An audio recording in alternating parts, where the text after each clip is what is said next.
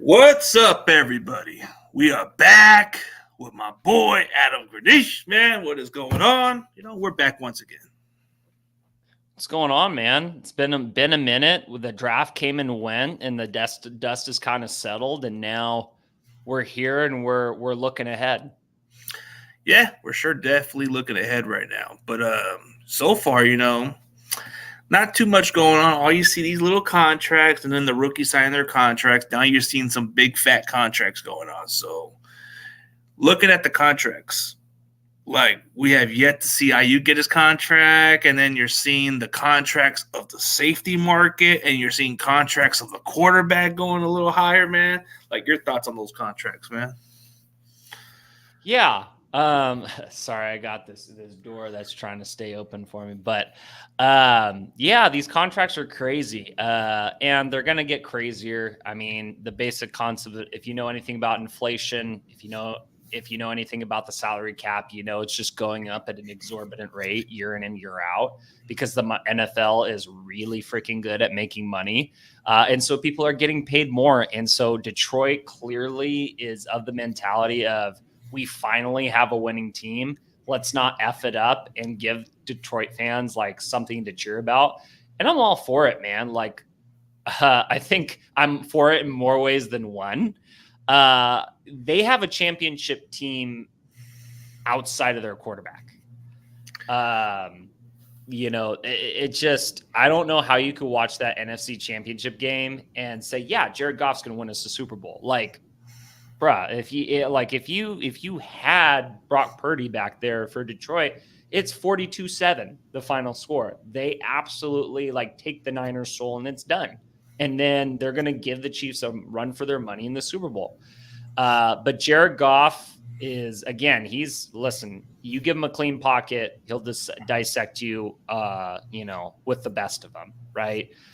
As soon as he feels a little pressure, gets a little off platform, it's cooked. He becomes half as effective, right? And I don't dislike the guy, right? Like, I'm not one of these talking heads that wants to get on here and get his 2 cents in and make a name for himself because he talked trash about somebody and called them worthless, whatever. Nah, man, like Jared Goff is a great quarterback and he deserves his money, and I'm glad they're paying him. I'm really happy for him, but I still stand by my opinion that I just don't think he's going to be good enough for them to win a Super Bowl unless he improves upon the fact, or unless he improves upon throwing on the run, throwing under duress, throwing while he has to maneuver within the pocket, and things like that. Yeah, that's the one thing about Jared Goff is if you build a team around him and if you give him protection, he's going to play really good. But the thing is the Lions ain't going to find another quarterback like Jared Goff. So I think that's why they're settling with Jared Goff. They might as well just give him his contract and build around him, which they've done pretty well. I mean, it could be worse. They can just let Jared Goff walk, and some other team's willing to give him that kind of money. So you look at the Lions, they gave St. Brown a big fat contract, so that's insane. Sure did. I think Payne still got an extension too, but damn, Lions are just paying money left or right. Yeah, they want to lock in this team. And it makes sense, right? Like, again, this team, we've been spoiled as 49ers fans, and we can cry and boo-hoo about our Super Bowl losses. Listen, I've sat through all of them, just like you, and it stunk. But I'm not going to pretend like it's not been a lot of fun otherwise to be a Niners fan, right? A lot of great regular season games, a lot of great playoff games. Got to go to both playoff games last year, and it was awesome, right? Detroit fans would kill to be Niner fans. They literally would. They kill to be in 3 Super Bowls, to just be in the Super Bowl, right? At least experience something like that, but they have yet to experience that. But just going to that conference championship game, like, I just never seen these type of humble fans, So it's like, oh, they're awesome, man. They're awesome. I sat. I don't know about you, but I had these 2 brothers. Excuse me, they were cousins. Sit in front of me. They flew in from Detroit the night before, paid for a hotel, paid $1,200 a seat, and got scammed a little bit because I didn't pay $1,200 for my seat. That being said, they paid a lot of money to be there. They're true fans, and they were awesome. I love from the jump. They sat in there, said, "I love you guys," because you could tell that they were just like us, man. So into their team, knew everything about every single dang player, locked in with that team. Just the salt of the earth type fans that you love, right? That you and me can relate to. They're very respectful too, so it's not like there's some that were a little bit arrogant, but most of them were all the nicest ones. Like the ones I've seen, the ones they were coming all the way from Michigan. So it's like some of them from Detroit, for example, but a lot of them that I've interacted with, I asked them where you guys come from, and a lot of them keep saying, "Oh, I'm from a small town in Michigan. I'm a Lions fan," or something like that. Yeah. And some of them say, "Oh, I live in Detroit," or something like that. I'm like, cool. And they paid San Francisco prices to be there. I told the guys at halftime, those kids at halftime, I told them, hey, it's 24/7. If this is the end of the road for us, and we had to have it happen this way, I'm glad you guys are the ones going on and not the Cowboys or the Eagles. Right? Yeah, I agree on that. Like, life could be so much worse, right? In terms of who you lose to and who you get embarrassed by. But unfortunately, Lions fans got a really rude awakening in that second half. And did I feel a little bad for them? A little bit. But at the end of the day, I was having the I don't know about you, but I was having the time of my life with my parents. Dude, I was just getting their little reaction out of it because, they were getting a little too cocky, and I was just I was reserving and being chill and relaxed about it because I was like thinking how we're going to come back and win this game. And, to be honest, I've never been in these type of games where it comes down to that. So it's like we were down by 17 points, and just going at one of these conference championship games, it's never been something I've ever wished for. But going to that game, it was just like a crazy atmosphere. Man, so fun. I mean, how the hell do you come from a 17-point deficit and then go into 30? That's how. That fire, bro, it just made me – it went from like, oh, shit, we're done, and until like, oh, we're coming back. Dude, it was like one of those days. I am not afraid to admit that at halftime I was coming to terms with reality. It was like the writing was on the wall in the Green Bay game. There were signs of weakness. Then this game happens, and the defense could not stop the freaking run, dude. Yeah, they couldn't freaking do it to save their lives. We're going to fix that 7 yards a pop.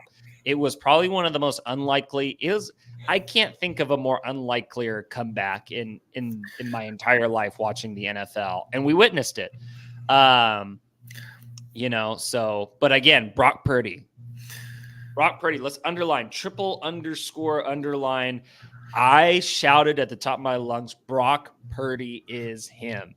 Because that was a him-like performance in that second. Down by 2 possessions. I mean, down by at least almost 3 touchdowns. He had to come down the field and lead the team. So there was that time where he had to throw a touchdown pass or get a running game going with Christian McCaffrey. But on those critical drives, what you saw from Brock Purdy when it came down to 3rd and something situation, he ran around and made a difference and got those chunk of yards that he needed. And everybody kept saying, we don't know if he was quite such a runner, but he kind of showcased a little bit of that mobility, which nobody knew about.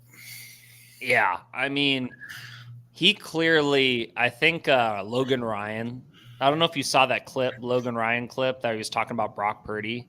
And that was an awesome clip. He just said he's got that dog in him. And I concur. As a coach, there's certain players that just come alive at the right moments and have this kind of sociopathic, like, I'm going to go out there and compete no matter what kind of mentality. And Brock Purdy is all of that.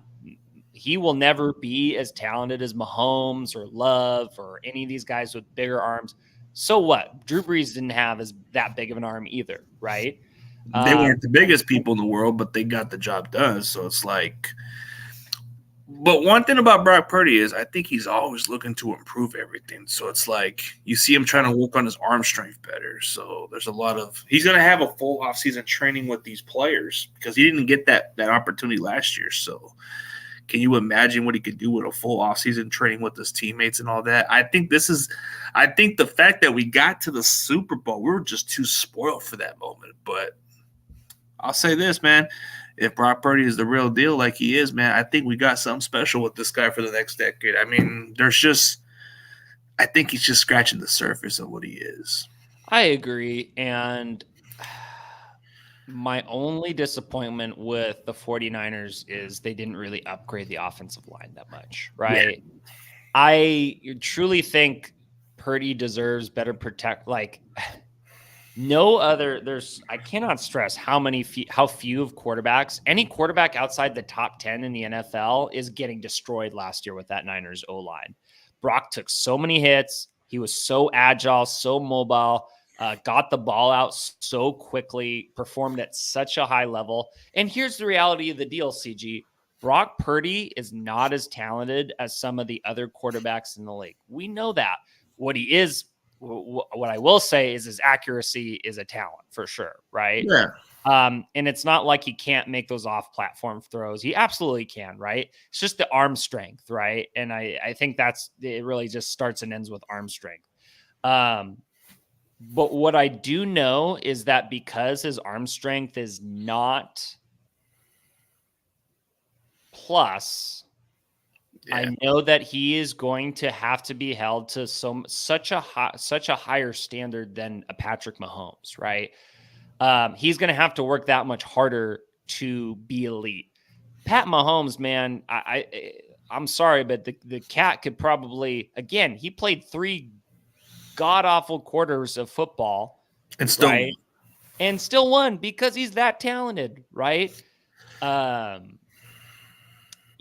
Brock can't do that. Brock can't afford to have 3 awful quarters and come alive in the fourth. I mean, he had 2 not so good ones in the first half of the Lions game. He did come back in that second half, but he's just like throughout his career, he's gonna have to be that much more on point, that much more on target. And listen, that's what Drew Brees was. Like if Drew Brees wasn't pinpoint accurate every game, he's going to be terrible. Like he's not going to be any good. And I think what's so amazing is that Brock Purdy has that Drew Brees type accuracy, but also has mobility with him. So, the sky is the limit. I just hope that, the offensive line improves this year for him so he can take a few less hits.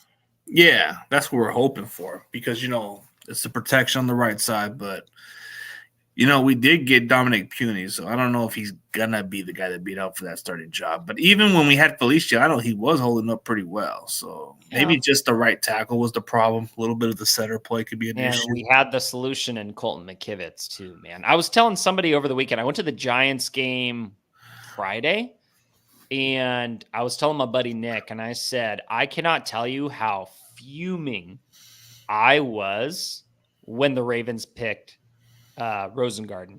I literally threw something at the wall. I was like, are you kidding me? Because the whole second round, I was like, he's going to be there. He's going to be there. Oh, my God, he's falling. One more pick to go, and then we just screwed. One more pick to go, and that cemented my absolute disdain for the Baltimore Ravens. Respect the hell out of them.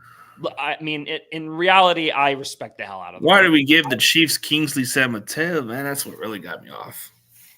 I was never a Kingsley guy, and that upsets a few people. I'm going to be honest. I thought he would have been good. I thought he would have been a good fit, but yeah, I think he's too stiff. But Rosengarten would be a great fit, yeah. Rosengarten. Yes. Rosengarten, as I understood, not the best in the run game, but he's elite in pass blocking, right? So I don't know if it would ever been the plan to pick him, but I would have liked to think so. They seem to like him.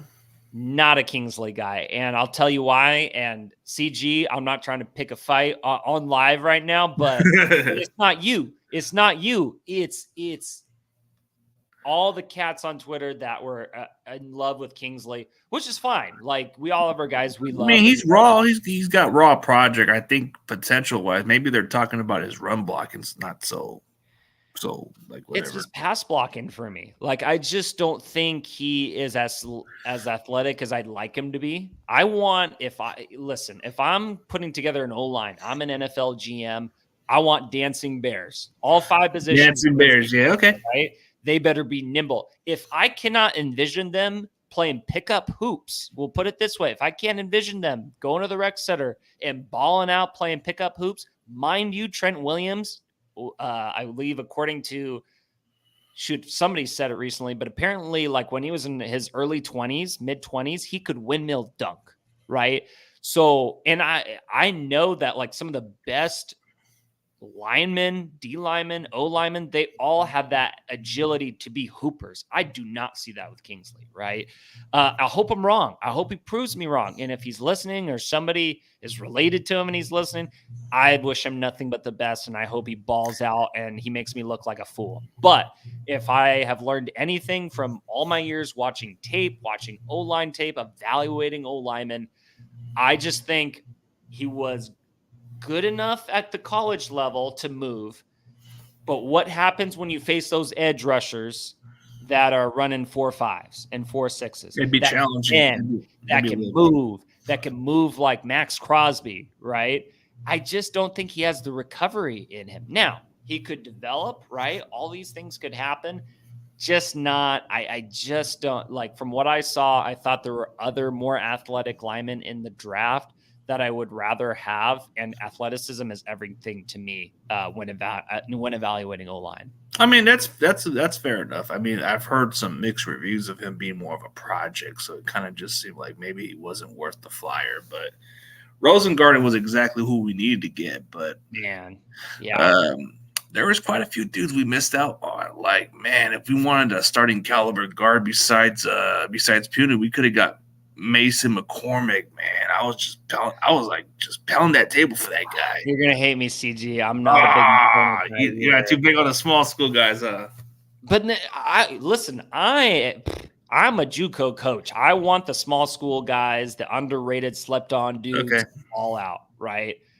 But when I watched his tape, from what I remember, now listen, I watched 225 plus guys, and when you watch that many dudes, things can get a little fuzzy. But from what I remembered, here, shoot, man. I mean, we on live, we can just pull it up. Let's do this. Yeah, we disagree. That's what I like about it. We can agree to disagree on everything. Let me pull up my draft big board, and let me see what I gave Mr. McCormick. I think he was more of a great run blocker. Like, he was ready. He had nasty to him. I mean, okay, so I gave McCormick an 8 out of 10. So I didn't hate on him like Kingsley. I gave him an 8 out of 10, which means I think he's worth drafting. So I take it back. I guess when I watched his game, I kind of saw what you saw. But when I looked at Kingsley, I gave him a 7.5 out of 10. Anything below 8 for me, either it's really late rounds or I don't even want to waste my time. Yeah, you don't want to. And I think with McCormick, like, I did see the nasty, the run block, and nobody hates on an O lineman who's got nasty in him, who can finish, who's got powerful hands and has a lightning strike and a punch and all those things. So I think I'd probably mixed him up with some other O linemen that maybe a little more stiff, but maybe like Garrett Greenfeld. I've heard a little mixed reviews of him. I think, but again, like, if it's above an 8.25, okay, I want this guy. Now I'm saying I want this guy. Below an 8.25 or between an 8 and 8.25, it's like I wouldn't be mad about it kind of territory. I'm not in love. That's for sure. And I'm sure it was because he wasn't the best at moving, right? And maybe I would say, like, based on everything I know about the guard position, if there ever was a position like on the O-line, obviously, that you're not the greatest freak athlete and still could be pretty good, it's guard. Like, if you look at not Lincoln Tomlinson, but if you look at Aaron Banks, I wouldn't say he's like the most nimble dude on the planet, but what the dude is a freight train coming for you know what. Job right. Move your you know what out the way, right? So I wouldn't have been mad, I guess, if we had took a flyer on McCormick at some point. What round did he get drafted in? I think he got drafted in the let me look it up. I think he was drafted early because I think Pittsburgh got him in the second or third, if I'm mistaken. But jeez, that could be. But even getting Puny was like the secondary option I was okay with, because I I actually like didn't. Cooney. Yeah, I had him as an 8 out of 10 as well. yeah, he was a good one to add. Like But also. at tackle, at guard, I would probably re-rate Cooney at an Ooh, 8.5 out of 10. snap! They got him in the 4th round. What a steal! Eesh. Pittsburgh did. Yeah, they got him in the 4th round, man. I was, but they got Puny, which I'm cool with. But like you said, he was going to be better as a tackle. But I think they want to play him at guard right now. And I'm sure Puny can move a little better, right? Like Yeah. I like Puny's film. What about Jared Kingston? Like I see that he's kind of like he's very athletic. He kind of pops up a little bit, but didn't get a lot of recognition in college. But I see that he's a very versatile guy. Yeah, I mean, I didn't watch too much of him, and I think everybody, not many people did, right? Like I watched film of 28 offensive tackles, right? And Kingston just wasn't one of those guys. But we'll see if he makes the team. I mean, what round? We drafted him pretty late, like I think round. it's 6th round. 6th round. Okay, so obviously no guarantee he even makes the team, right? But I hope they see something in him and he proves something and he makes something out of it. But he's got work to do. His work's cut out for him. That's for sure. But I think as far as Dominic Puny, I can see him as potentially be a starter at some point. So I think that's what the upside is. You got him in the 3rd round. He could be projected to be your starting tackle if you wanted him to be. Yeah. I mean, are we talking with Puny or Kingston? Sorry. No, like Puny. Yeah. I see him as guard or center for sure, with the ability to step into tackle, which is a great flexibility, right? You obviously you have to be so athletic as a tackle to perform at a high level. And I think that's what they loved. It's like, okay, this guy's got size. He can move. He can push people out of the way, things of that nature. So I really appreciate, I like this move for the Niners. I think it could be sneaky underrated, and I could see him playing a role even as early as this season for sure. Because the likes of, the Niners O-line, here's my thing with the Niners O-line. It's not good enough, right? Like we can all agree that it was good enough to get to the Super Bowl, so it's good enough in that respect. But the right side's a mess a little bit, let's be honest. Well, I mean, yes, run blocking wise, you can't make the case that any of them were not good in run blocking because Christian McCaffrey led the NFL in rushing, right? Yeah. We agree that. So let's be specific here. Like pass blocking, they struggled. McKivitz struggled mightily pass blocking, right? That being said, it was his first full season of action. So listen, if they take a step in the right direction this year on the right side, I think that is good enough, right? Yeah, if McKivitz can show improvement, but he gave up 9 sacks. He was even graded like at least almost the same as McGlinchey. So I don't know. But man, I know McGlinchey, like I know McGlinchey was kind of a disappointment with his time with the Niners, but golly, did he have some levers for arms, right? 6'8" and that length. He could provide when the pocket was clean, bruh, it was clean. You know what I'm saying? So like I watched him with the Broncos this year as well, and he had some clean pockets for Russell Wilson. Like here's the thing that maybe not a lot of people see, and I think most dedicated football fans can kind of see this. There is a difference between like if there's any given rep and a tackle takes the rep and no sack is recorded, well, that could mean a bunch of different things, right? Like if you pass block, so like here's how I'll put it: a tackle with a great anchor is so much more valuable than a tackle with a crappy anchor, if that makes sense. What's an anchor? An anchor means when you get your paws on somebody, you're not giving up much ground, right? Yeah, you're holding on. When you walk out against an edge rusher, you're not giving up much ground, right? And when you could do that consistently and provide that clean pocket for your quarterback feels luxurious. I mean, the quarterbacking feels a lot easier, let me tell you, because that's what Jalen Hurts had last year, right? Is dang near 7-on-7, bro. Like, I'm sorry, that was the closest thing to seeing 7-on-7 being like, we always had this saying with coaches, like, he might be a 7-on-7 quarterback. What does that mean? Okay.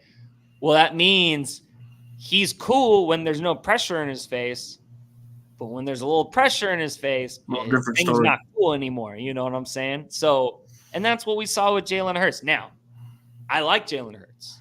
I have nothing against Jalen Hurts. I think he has shown incredible ability at times. I also think the Philadelphia Eagles offensive philosophy was horrendous last year. Just an abomination, right? It was embarrassing. It was, like, to anybody who studied that offense, like I studied that offense week in and week out. It was not good enough for the NFL. Not even good enough really for college. No, he regressed. He actually regressed from last year. So, like, even though he made some comebacks and won some games, but you saw that his production regressed. But the offensive scheme, I think, played a huge – the offensive scheme was not giving him answers, right? Yeah. It was especially the pressure. He was throwing away from pressure instead of into pressure. There were no hot answers on the field, no hot routes, right? Like, they ran the same plays repeatedly, which is fine. Like, I don't – like, people have this misconception that being brilliant at offense means you run a different play every single play. Bruh, if the play works and they can't stop it, you don't stop running it. It ain't it keep it simple, stupid. That's what we say in football, right? If it's working, if it ain't broke, don't fix it, right? So keep it going, like they say. But the problem was it wasn't working for the Eagles, and they weren't fixing it. They're running the same concepts multiple times. It was a very unimaginative, uninspiring offensive scheme. Yeah, like, it just didn't work with their coaching staff. But you saw the difference with everybody kept saying, like, other coaching staff wise, like, you saw how Dallas was able to, like, they took a step down because of the running game just wasn't there. Like, previous seasons when they had Zeke, they had a good way to move the ball, but they were terrible in the red zone last year. But now they're getting Zeke back. Let's see how that plays out. I don't think they're going nowhere this year. Brother, so I'm a little bit conflicted when I talk about the Cowboys. I have a former player on the Cowboys, Nashawn Wright, that plays for Laney College. So I want him to do as good as possible. I want him to ball out. I hope he gets 10 interceptions next year, right? That being said, the direction of the Dallas Cowboys is very troubling if you're a Cowboys fan. Like, they did no moves in the offseason. If anything, they got worse. The draft, they kind of revamped the O-line. They picked Tyler Guyton. Which I wanted, actually, but I think he was going to be a project. You want to hear what I gave Guyton on my score? What'd you give him? Yeah, yes. Out of 10. I'm guessing you gave it a 9. No, a low grade. Is it 6? Oh, 7. So 7.25. So it was at least one of those guys. Yeah. Didn't want him. I didn't think I think the measurables were great, from what I can remember. And I'm going to be very careful here because I watched Guyton so early on that I can't really quite picture the reasons I gave him a 7.25, but I think it was because I wasn't really impressed with his anchor. And again, if I'm taking a tackle in the first round, brother, you get your paws on an edge rusher, you better not be moving backwards. You better be giving up minimal ground, right? Because if you're giving up real estate in college, you're going to give up the farm in the NFL. Best believe that. Because these are the best of the best. Every week you're going up against the best. In college, you might go up against an NFL edge rusher 2 to 3 times a season, right? And I think that's something we don't take into account. How freaking good these NFL edge, how powerful they are. How many times you've seen college dudes that you love as rushers, that you love them, you swear by them. They get to the NFL and it's like, they look so average. right? So when Guyton faces the likes of Nick Bosa, a Max Crosby, a Khalil Mack, bro, like that's when the truth comes out, especially if they're starting him as a rookie. I hope they let him develop, because I think with a little bit of development, he gets a little bit stronger. He certainly has a chance to morph into more of what they're hoping he's going to be. But I don't know if he's ready to start right away. No, I think they're going to push him to be a starter right away, because who else they got? They got that exactly. They got Terrence Steele or somebody else. But I think as far as the Niners, bro, like I think offense is going to take at a next level. Like I think, like you said, the only thing we didn't address much was the offensive line. But looking at our running game, it's just still going to be CMC. But man, like there's just really like I'm kind of more intrigued by the tight end position, because there is some interesting news. Ross Dwelley has signed with the Falcons. Man, I'm relieved, because we don't have to waste another roster spot with that guy again. I mean, I like him personally, but if you're not going to contribute on the football team, then what's the point of keeping you on the roster? Like he kind of shows flashes and then he disappears.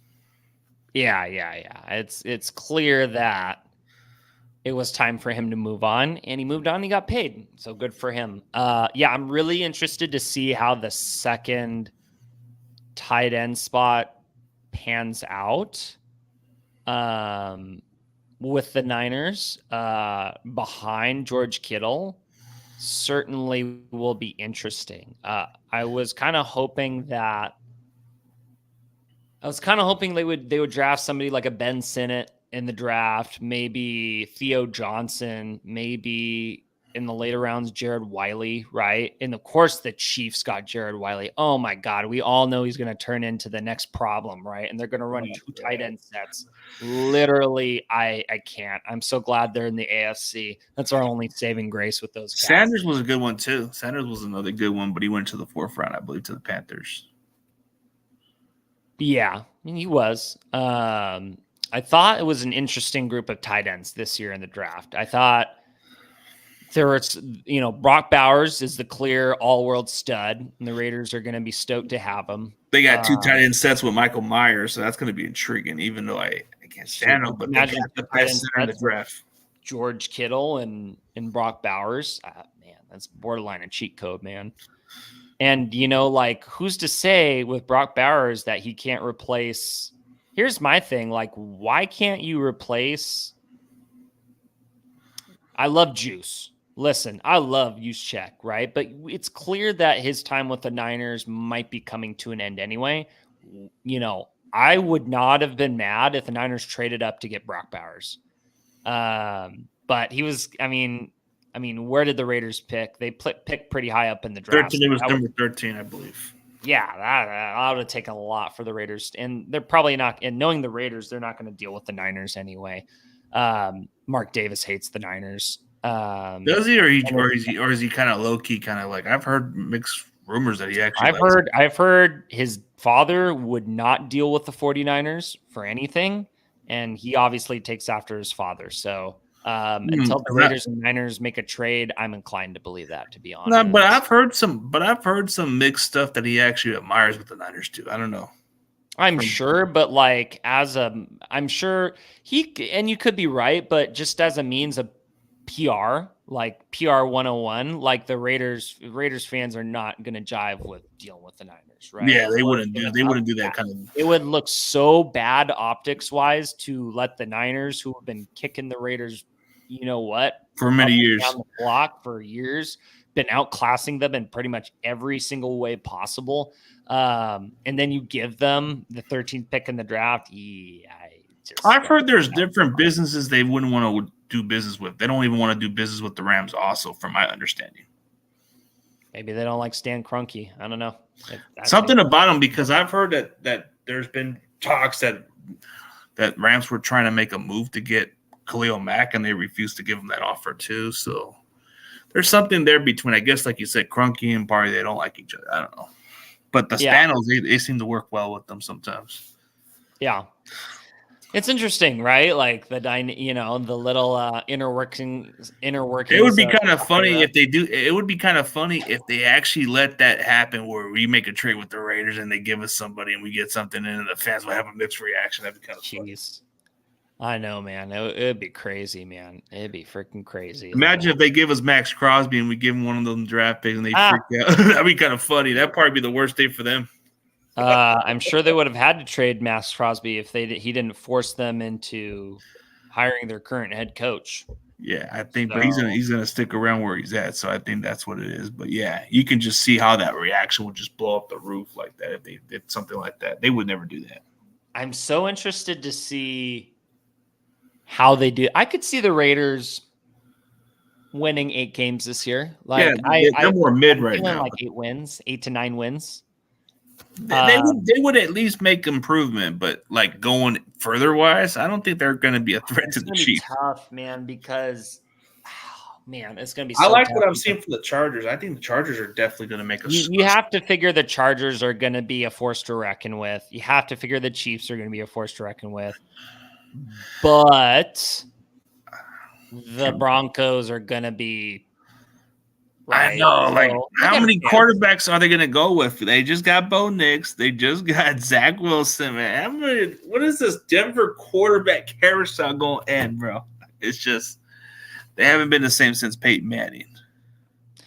Yeah, I mean, I'm not feeling too sorry for them, although my girlfriend's family, they're from Denver, so they're huge Bronco fans. So I have a little bit of a soft spot. I do love Denver.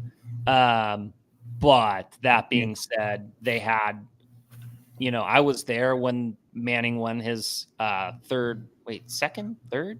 How many Super Bowls Peyton Manning He's won 2, one with the Colts and one with the Broncos. Yeah. So his second Super Bowl with the Broncos.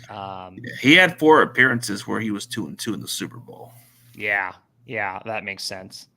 Glad he got 2 championships though for how good he was. Yeah, and he turned around 2 different cultures. Like the Colts, they haven't won it like Super Bowl since they beat the Dallas Cowboys once upon a time when they were Baltimore Colts.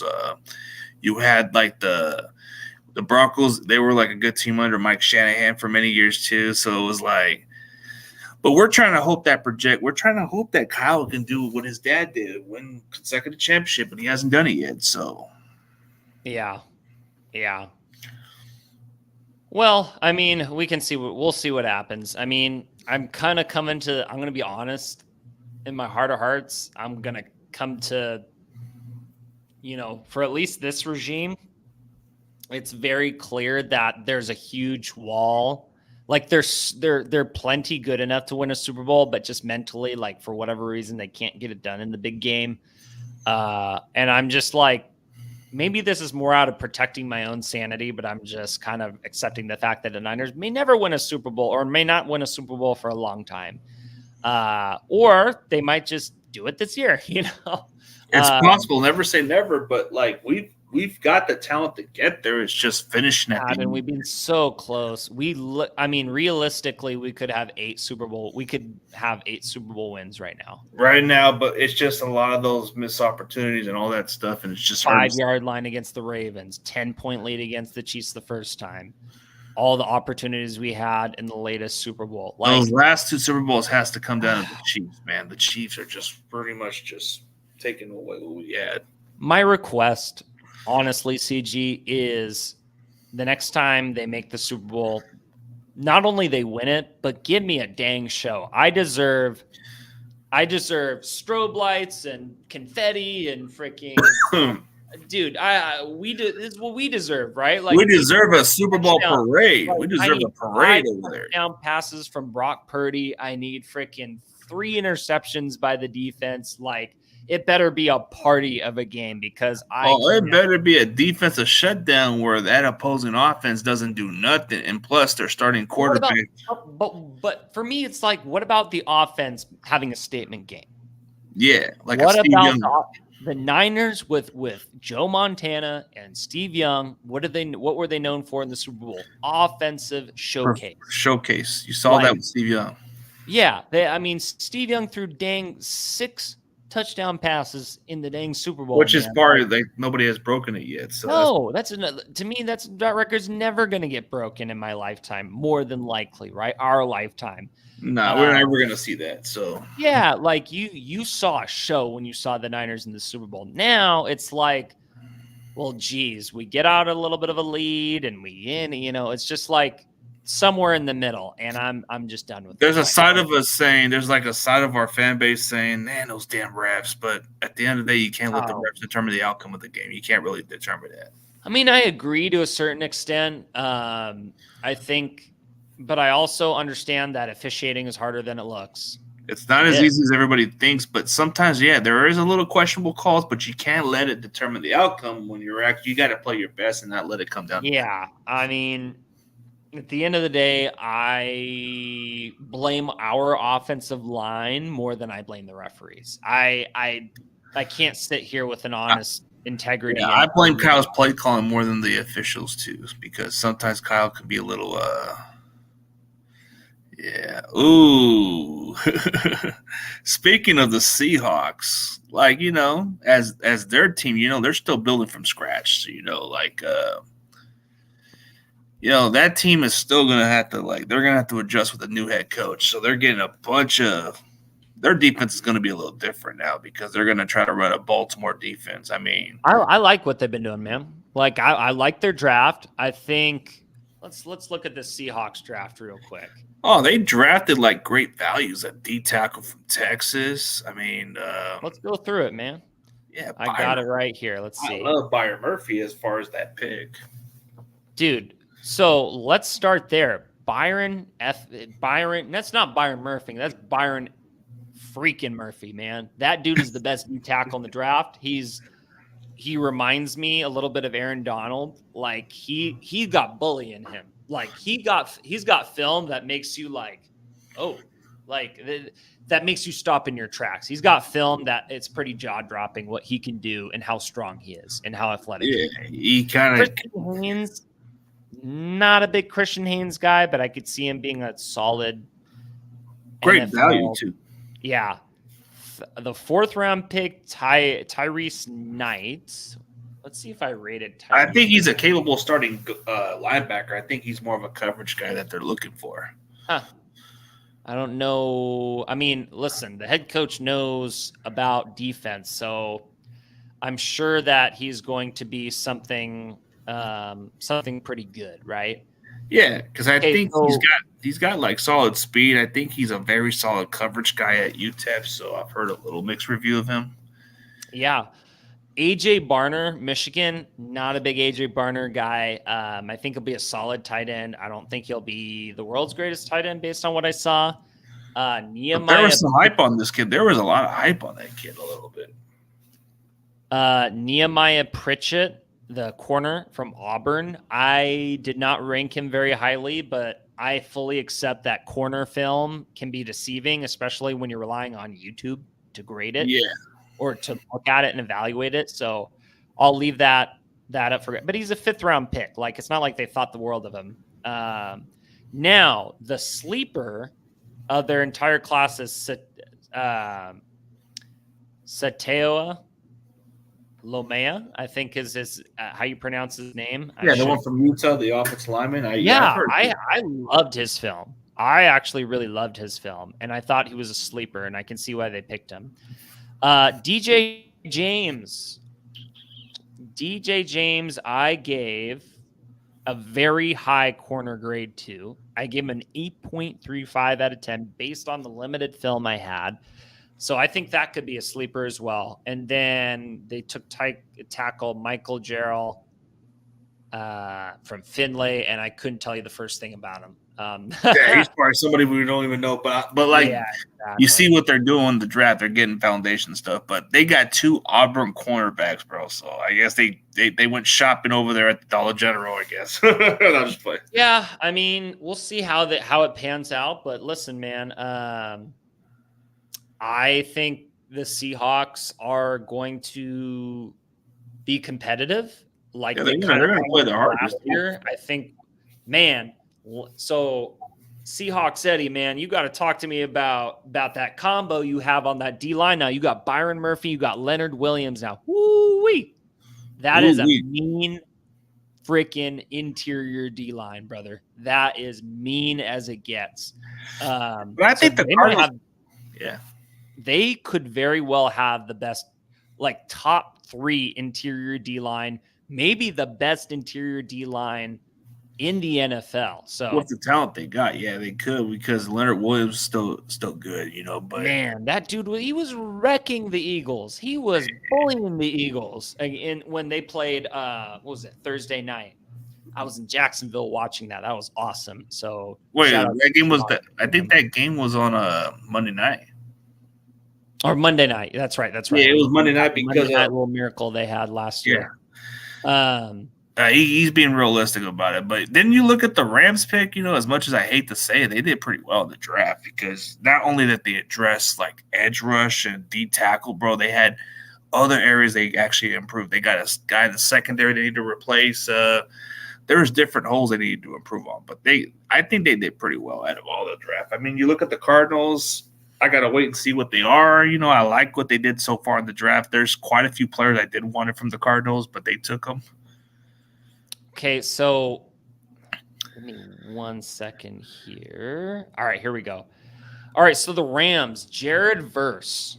Okay, so I love coming from as somebody who coaches and specializes in pass rush, outside backer, edge rusher. Like that's what I coached for 6 years, right? Nobody loves getting the quarterback more than I do. I love the best quarterback is the one with their face in the dirt because they just got smacked from behind, right? I don't like quarterbacks. I do, but I don't, right? So, like a piss off quarterback, actually. Jared Verse has got that special bull rush ability in him, where you pop on the film, and if he gets you off your levers, he gets you off your platform as a tackle.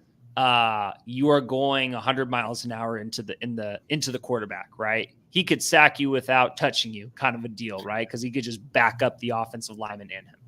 That being said, Jared Verse's game tape was less impressive than his highlight tape. And that's because I didn't think his pass rush, or excuse me, not his pass rush. I didn't think his run blocking skills were very refined. He feels more like a third down edge guy to me at this moment, with the ability to maybe be okay for downs 1 and 2, but he's not a complete player right now. He's got a lot of growing, a lot of refinement in his technique, his run stopping technique, in order for him to be an every down lineman. So we'll see what happens with them. As far as their next pick, Braden Fisk. I mean, listen, the payoff from their first 2 picks could be pretty sweet, right? Like if Jared Verse pounds out and is every bit the player is advertised, okay, you got a player. Now you got an interior player in Braden Fisk, which I think Braden Fisk at the very least is going to be a good D tackle at the least. I don't think he's going to be the elite cap people are penning him out to be. Blake Corum, obviously pretty good running back in Michigan, one of the best last year. Cameron Kitchens, hell of a safety. I had Kitchens as an 8.75 out of 10 for safeties, so I think they got an absolute steal there. Brennan Jackson wasn't too high on him. Tyler Davis, I think, could be a solid run stopper type player. Out of Clemson. They drafted a kicker, Joshua Carty out of Stanford. Don't care. It's a kicker, like they say. Don't care. Like, I'm not here to evaluate kickers, never will be. Jordan Whittington, wide receiver out of Texas. Never heard of him, never saw him or evaluated him. I actually like his little bit of tape because he's kind of like a physical possession receiver, not a fast guy. Okay. He would be a fit to our offense, actually. He would be more like our Juwan Jennings. They got Bo Limmer. Oh, that's the guy I like also. With the 217th pick. Now, I can see why teams kind of didn't love Bo Limmer But that being said, with his nasty, his upside, I think that's a great value pick. Like the Rams, I think it's a pretty solid draft for the Rams. Am I in love? No. They also drafted KT Leviston out of Kansas State. Never watched him, but again, they already kind of fortified their O-line in how they spent in the offseason. But, you know, obviously, you know, there's room for improvement too. I think the guys they re-signed weren't even that great, to be honest. I think Dave Lombardi touched on that in his tweets. So we'll see what happens with them. I think a solid draft overall. The draft that was scary, CG, you can agree with me, the Arizona Cardinals. They hit a lot. My brother in Christ, CG, these Arizona Cardinals changed the complexion of their franchise with this draft. Yeah. You got Marvin Harrison Jr., which at the bare minimum is going to be, I think at minimum is going to be a true wide receiver one in this league. He's the most polished dude in the draft. He's going to make waves. You got Darius Robinson with the 27th pick. I thought that guy would. We all thought he had a great chance to be picked by the Niners. I think he's a good pick, not like for the Niners. I had him as okay. I'm okay with them picking him, but he didn't totally win me over. But I think he'll be a great. They need pass rush. CG. They need it like the Dickens, because like that pass rush they had against Brock Purdy. The last time we played them near the end of the season, it wasn't good enough. Purdy killed them. Purdy absolutely destroyed their beat their pass rush so well. Had really good days both times he faced him. Max Melton, Nick Saban said it. I concurred.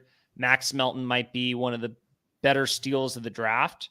And where they got him, I think Max Melton is a starting grade corner in this league. I think he's going to be a great corner in the long run.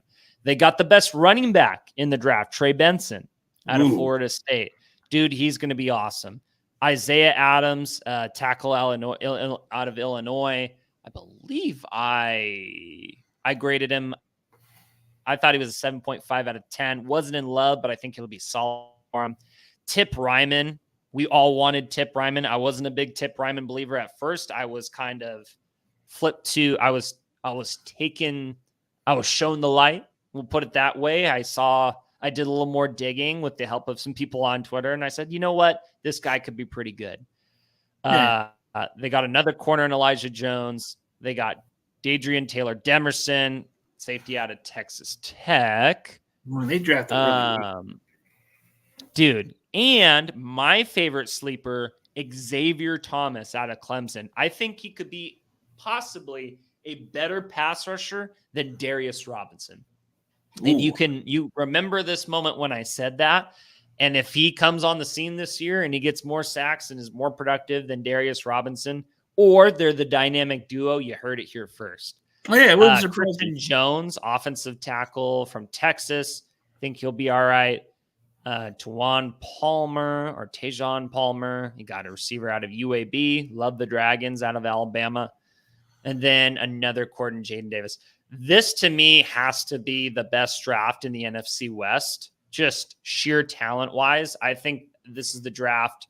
I put it right up there with the Niners. I just feel like they picked higher, so they're going to get better players, right? So that's kind of a given. But they still have to put it together. Kyler Murray still has to watch film. Nothing's a given, but it was a great draft. Like it was like as good of a draft as I think it can get. And if you compare it to our draft, like I think our draft will end up being not the flashiest draft, but the right draft, if that makes sense. Yeah, it'd be more like the fit to the team because we didn't go with the big names like all the way. I mean, if you want to talk about a big name, like the only big name I can think of, the only guy we drafted that was a big name to me was, I think it wasn't flashy, like you said, but I think Pearsall was probably the one guy that everybody had like nowhere near the first round. but they at least had him as a big name in the second or third round. Malik Mustafa was definitely a big name I've heard of. There's a lot of hype around Mustafa. I'm so excited, man. Like, you look at the Niners draft, and the more you look at these cats, you look at the whole draft, and you just say, okay, like, not the flashiest, but I like this. Ronaldo Green kind of had some little hype. He had a little bit of hype from what I was hearing about. Yeah, for sure. Like, I think Mustafa had some wonderful clips and highlights. But Guerrero was the most overhyped player I've seen so far, and we just had who's that? Like, Isaac Guerrero was probably the most overhyped player we've ever heard of because of his 40 time. That's all we heard about. Listen, if you're 212 or 20 pounds like Guerrero is, and you're running a 4.3, like, that ain't normal. That being said, I wasn't for drafting a running back in this draft. He may very well prove to be very useful. They could be like Mostert, kind of. Hey, listen, the preseason is going to be fun. Like, we're going to see what he can do. I'm pretty sure he's going to be exciting to watch. Dude, I can't wait to watch Pearsall. I can't wait to watch Mustafa. I can't wait to watch Bethune. I can't wait to watch Green. I can't wait to watch all these cats in the preseason. Yeah, I want to see what Grendel does. I want to see what Grendel does in the preseason. I want to see if he's the real deal. Yeah. I really am anxious to see how he moves, because I like a lot of east to west with my running backs. What do I mean? You better have a freaking jump cut. You know what I'm saying? I have had the privilege of watching some amazing running backs at Laney College. Our head coach, John Beam, has coached the likes of CJ Anderson. You may be familiar. He won a Super Bowl with he was his high school, his college coach, right? His junior college coach at Laney College. We have his jersey hanging up. Yeah, big physical running back too. He was like undersized, but he had the body. Like he moved kind of. He's a tank. He coached Frank Summers, right? Who was with the Pittsburgh Steelers. He coached, so many, like, I forget the really gifted USC running back that came out of the high school. But also recently, Austin Jones, you mean? Because I think Austin Jones is another guy I'm hearing. No. It was, jeez, I can't believe it's skipping my mind. End of the day, I'm getting kind of tired, but we had Amari Davis who went to New Mexico State. We had, just so many gifted. John McDonald, who went on to Tarleton, who is one of the fastest running backs I've ever seen in junior college. I know what it looks like, man. Like, I'm not going to, when I see a running back, what goes into being a great running back, like what separates them is, number one, top end speed, but also that jump cut, man, that ability to go side to side. And that background as a receiver too. You got to have some of that. And then the vision, of course, right? Like, McCaffrey makes his money on the fact that he has the best vision in football, right? He sees the crease, and then he has the explosiveness. He has the 0 to 60, right? So yeah, but we're always hard on Shanahan when it comes to drafting running backs. It's nothing new, but it's like Shanahan has that addiction. We don't need running backs, Eddie. Come on, man. We don't need running backs. But Shanahan loves them running backs. He got them portrait pictures. He's got like a picture of a running back when he's already like saying, "Hey, this is the guy I want to get." Hey, scouts, go check this guy for me, please. Let's just pretend we're not interested in them, and we'll get him. That's what it seems like. And he's like, "Oh, this guy's available. Let's get him, man." That's what he does. He does this all the time. And he traded up to get Guerrero, so. Yeah, let's trade 2 5th-round picks. I like this kid, Guerrero. I didn't appreciate what those scouts put out there that we had a 3rd-round grade on this kid. I didn't appreciate that. Remember they put that out there? Yeah. And I guess they took it down. Yeah. But shoot, I guess we covered the whole NFC West draft-wise, huh? I guess we covered pretty much. Yeah, I guess we pretty much cover everything, but we should be good for next week, man. But it's a good topic. We got everything good. I think there's going to be more coming. As always. It's pretty fun as always. But everybody else, thank you guys for tuning in. And shout out to my boy Adam. We'll definitely catch up next week. But you guys have a great day.